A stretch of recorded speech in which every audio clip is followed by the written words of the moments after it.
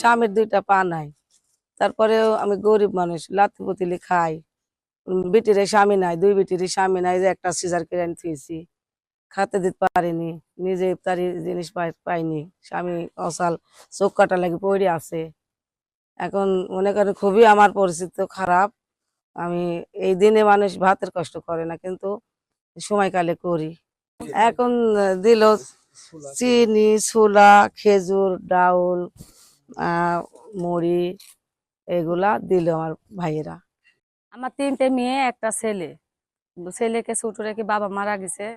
এতদিন আমি চাকরি মাকরি করেছি, এখন অসুস্থর কারণে আমি চাকরি করতে পারি না। আমি এই যে ঘরখানে থাকি, রোজা রোজা রাখছি।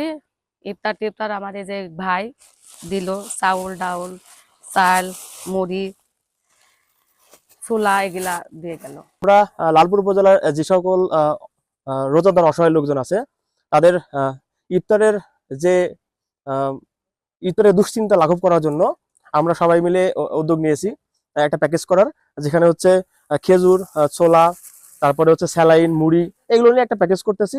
তো এই প্যাকেজগুলো তাদেরকে পৌঁছায় দিচ্ছি, যেন তাদের আসলে সারাদিন রোজা করার পরে তাদের একটু মন ভরে আর কি ইফতারটা করতে পারে। এটা আমরা আর কি নিজস্ব, আমরা বন্ধু বান্ধব এবং আমাদের যে শুভাকাঙ্ক্ষী আছে তাদের থেকে টাকা কালেকশন করে করতেছি।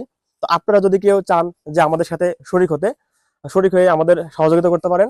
আমরা আজকে 6 রোজা আজকে শুরু করছি, আগামী 10 রোজা পর্যন্ত চলবে, এবং 10 রোজার পরে 25 রোজা থেকে 30 রোজা, 29 বা 30 রোজা ঈদের জন্য তখন আবার আমরা ঈদ সামগ্রী বিতরণ করবো, যেখানে কাছে সেমাই, চিনি, ময়দা, মাংস এগুলো বিতরণ করবো।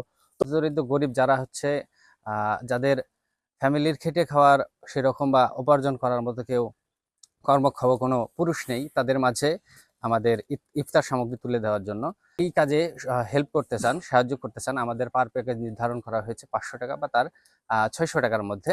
তো কেউ চেষ্টা করলে, কেউ যদি চান যে আমাদের হচ্ছে 500 বা 600-র মধ্যে কেউ এক প্যাকেজ বা দেখা যাচ্ছে একাধিক প্যাকেজও আমাদের আছে দিতে চান, আমরা চেষ্টা করব আমাদের হচ্ছে যারা এই রকম পরিবার আছে তাদের হচ্ছে খুঁজে বের করে বা আমাদের লিস্ট করা আছে তাদের মাঝে বিলিয়ে দেওয়ার জন্য।